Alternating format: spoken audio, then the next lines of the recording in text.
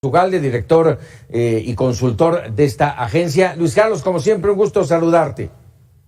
Igualmente, Paco, muy buenas noches. Oye, a ver, de entrada, ¿cómo ver este tema de la violencia política? Estamos hablando ya de, si no mal recuerdo, 88 políticos y principalmente candidatos asesinados durante este proceso.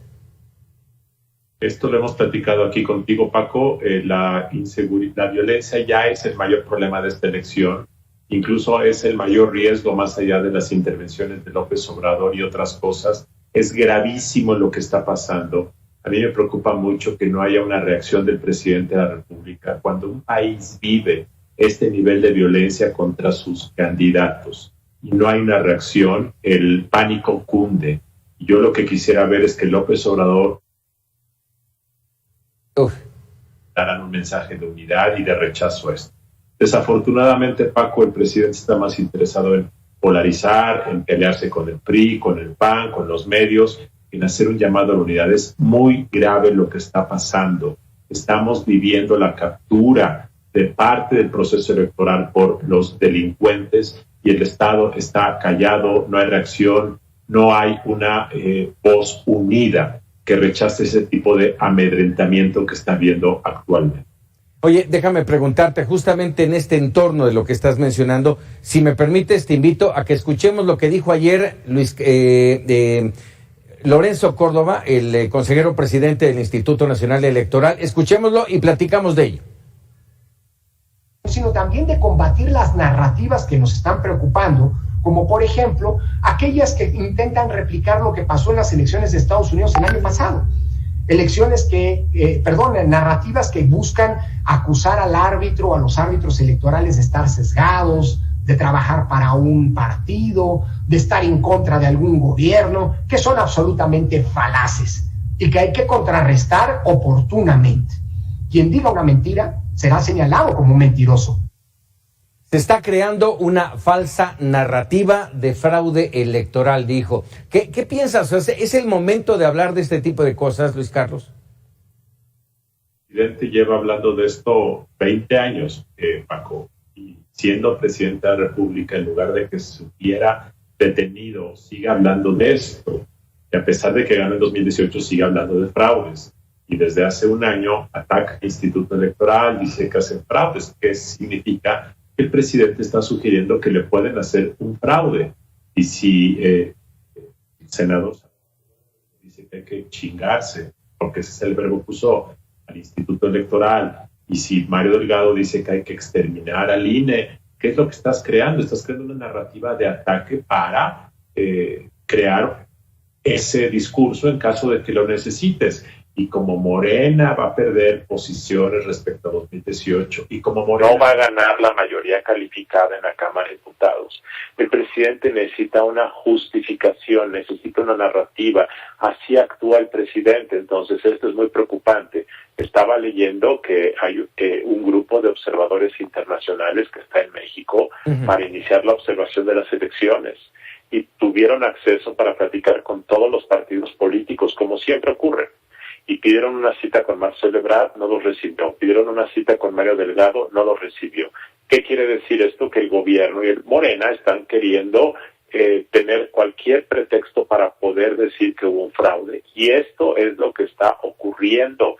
Y hay que decirlo, Paco, porque un riesgo del 6 de junio es que Morena quiera distribuir una narrativa desde la mañana de que se está cometiendo un fraude para asusar a sus bases, para que en la tarde lleguen y rodeen casillas electorales y se construya esa narrativa. No estoy diciendo que va a ocurrir, pero hay el temor, hay el riesgo y hay gente preocupada dentro de las instituciones electorales de México que ven que eso podría ocurrir y esto me parece gravísimo porque lo que está en juego es el celebrar una elección pacífica que nos permita a todos votar por quien votamos. Ojo, Morena va a ser el partido más votado en esta elección, pero va a perder votos con respecto a 2018. Y eso es lo que no quiere aceptar el presidente y lo que puede estar detrás de todos estos ataques.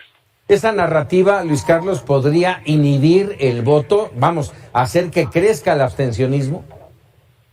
No, yo creo que no. Yo creo que hay mucha gente que va a votar. De hecho, yo he visto con mucha simpatía que hay muchas campañas de promoción del voto en redes sociales, en televisión, en las calles, en mensajes de WhatsApp. Yo creo que va a haber una buena participación para una elección intermedia, pero a mí lo que me preocupa es que se quiera inhibir el voto, que por ejemplo tú llegues a una casilla electoral y entonces esté lleno de seguidores de López Obrador afuera de la casilla y que mucha gente piense que se puede poner violento, o que el crimen organizado, que está muy activo asesinando candidatos, quiera generar pánico en algunas zonas del país para que la gente mejor se quede en su casa y así ayudar a que algún candidato gane. Eso sí puede ocurrir, pero yo creo que la elección va a ser pacífica. Yo espero que la gente salga a votar, pero sí me preocupa la reacción del gobierno y la reacción de Morena. Reitero, el presidente lleva 20 años acusando fraudes que no ha comprobado nunca, y es probable que lo vuelva a hacer en esta ocasión. No podemos negarlo, hemos dicho aquí ya en repetidas ocasiones lo importante que es en esta oportunidad, específicamente en esta oportunidad, salir a votar. Pero a ver, ¿cómo impulsar el voto? ¿Cómo motivarlo en medio de esta polarización que cada día crece más? Bueno, Paco, lo que quienes nos ven deben estar seguros es, primero, de que tenemos una democracia que con todas sus imperfecciones funciona. Dos, que el Instituto Nacional Electoral ha organizado bien las elecciones en los últimos 30 años. Tres, que el voto cuenta. Tan es así que López Obrador es presidente, antes ganó el PAN, antes ganaba el PRI, en fin, ha habido alternancias. Y cuatro, que lo que está en juego en esta elección es mucho. Nunca antes en una elección intermedia había habido tanto en juego para el futuro del país. Lo que está en juego es básicamente si se consolida un modelo populista, autoritario, personalista, que es el que busca el presidente López Obrador, que efectivamente a muchos mexicanos les ha dado beneficios sociales, por supuesto, y por eso mucha gente está apoyando al presidente, pero que tiene el riesgo de consolidar un modelo populista, personalista, que cuarte el pluralismo político, un regreso a lo que ocurría hace 40 años. Y eso es lo que está en juego. Bien, tratar de defender el pluralismo no significa regresar al pasado de corrupción, no, el pasado de corrupción hay que eliminarlo. Se trata de tener un mejor país, pero para tener un mejor país necesitamos mantener un clima de libertades, un clima de pesos y contrapesos, un clima en donde el Congreso vigila al presidente, en donde todo el mundo pueda decir: no queremos un país polarizado, no queremos un país en donde unos se peleen con otros, queremos un país de diversidad, de buenos gobiernos, con menos corrupción, por supuesto, donde la gente con menos recursos tenga más oportunidades, por supuesto, pero eso no requiere un gobierno que esté generando polarización. Ese es el gran riesgo de este gobierno, la polarización y el pleito entre mexicanos, y eso es muy riesgoso para el futuro del país, Paco.